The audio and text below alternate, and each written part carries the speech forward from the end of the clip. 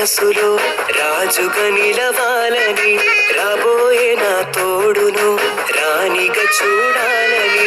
అందమైన మనసులో రాజుగా నిలవాలని, రాబోయే నా తోడును రాణిగా చూడాలని. వేడుతున్న దేవుడిని తన చిత్తము నెరవేరాలని, అమ్మ నా ప్రేమను చూపే రిక్క వంటి తోడు కావాలని.